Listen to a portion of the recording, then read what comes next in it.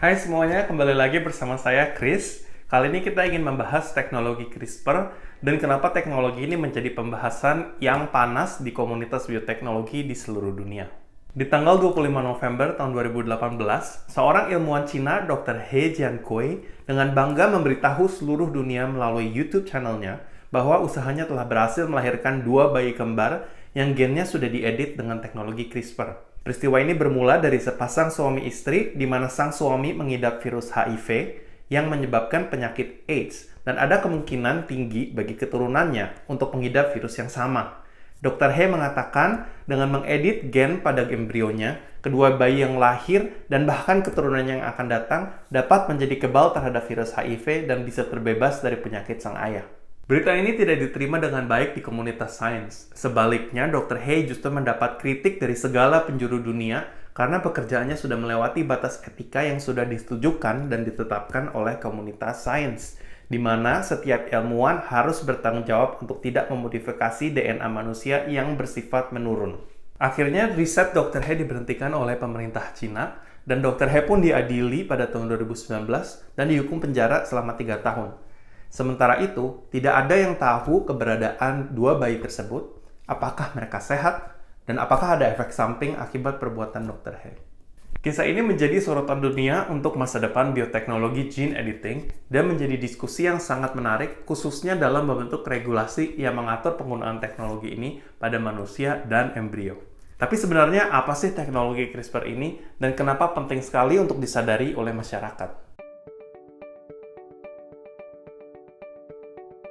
Dari makhluk hidup yang terkecil sampai yang terbesar, semuanya ini ditentukan oleh DNA. DNA terdiri dari 4 nukleobase atau basa nukleotida yang terurut secara spesifik dan menjadi instruksi untuk sel-sel kita. Berbagai karakteristik tubuh kita, mulai dari warna mata, bentuk rambut, warna kulit, tinggi badan, dan sebagainya, instruksinya semua dimuat di dalam DNA kita. Dengan teknologi CRISPR, ini memungkinkan ilmuwan untuk mengedit DNA secara langsung. Maksudnya, teknologi ini mempunyai kemampuan untuk menargetkan urutan DNA secara akurat, memotong DNA-nya, dan melakukan edit kepada DNA yang diinginkan. Di dalam case Dr. He, dia menggunakan teknologi CRISPR untuk mengedit gen CCR5 yang ada di dalam DNA kedua bayi kembar. CCR5 ini adalah sebuah protein yang ada di permukaan sel darah putih dan yang biasanya dikenali oleh virus HIV. Sehingga dengan mengedit gen CCR5, virus HIV tidak bisa lagi mengenali sel darah putihnya dan harapannya si bayi kembar pun menjadi resisten terhadap virus HIV dan bisa tercegah dari infeksi. Ini terdengar seperti berita bagus. Jadi apa yang membuat gempar para ilmuwan di seluruh dunia?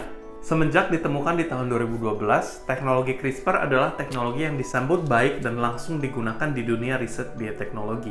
Sekarang ini sudah pesat sekali diterapkan di berbagai riset dalam tanaman dan hewan, semua karena potensi dari penerapan teknologi ini yang sangat luas. Bayangkan, tanaman pertanian yang tahan kemarau, buah-buahan yang segar lebih lama, ternak yang resisten terhadap penyakit. Semua kelebihan ini bisa saja diprogram dalam DNA melalui teknologi CRISPR. Penggunaan CRISPR pada manusia pun sudah dimulai sejak tahun 2016 ketika seorang dokter di Cina melakukan uji klinis untuk menyembuhkan pasien yang mengidap kanker paru-paru. Caranya dengan menyuntikkan sel imun pasien itu sendiri yang sudah dimodifikasi dengan CRISPR agar dapat melawan sel kanker. Sejak ini pun sudah ada penelitian menggunakan CRISPR untuk mengobati penyakit lainnya seperti sickle cell anemia, penyakit mata untuk bisa memperbaiki penglihatan, dan juga beta thalassemia. Namun yang jadi pertanyaannya adalah seberapa jauh kita boleh menggunakannya. Dalam case Dr. He, hal yang dilakukannya dianggap melanggar kodrat yang kita pegang sebagai manusia, karena perbuatannya dalam mengedit gen embrio seakan menciptakan manusia. Dan gen editing ini pun juga sayangnya mengandung resiko tinggi untuk bisa disalahgunakan oleh kepentingan yang egois. Tapi disinilah dilemanya, karena di sisi lain teknologi ini merupakan terobosan yang luar biasa untuk banyak membantu ataupun mengobati penyakit yang sampai sekarang belum bisa disembuhkan. Saat ini penggunaan CRISPR masih merupakan perdebatan di komunitas dunia. Organisasi WHO sudah memulai usaha ini dengan menerbitkan sebuah laporan yang memberikan panduan untuk mengevaluasi penggunaan CRISPR pada gen manusia yang bisa diturunkan. Namun pada akhirnya, setiap negara perlu memaparkan peraturan yang tegas akan penggunaan CRISPR. Suka atau tidak, dunia di sekitar kita ini sedang dirombak dengan terobosan ini. Dan seperti yang dikatakan oleh penemu CRISPR, kemampuan untuk mengontrol masa depan dari genetika spesies kita ini sangat menakjubkan dan juga mengerikan. Bagaimana kita memutuskan untuk menanganinya, itulah tantangan yang terbesar yang perlu kita hadapi. Jadi, bagaimana menurut kalian mengenai teknologi CRISPR ini? Apakah berguna atau apakah berbahaya? Silahkan komen dan jangan lupa like dan subscribe. Thank you for watching. Bye!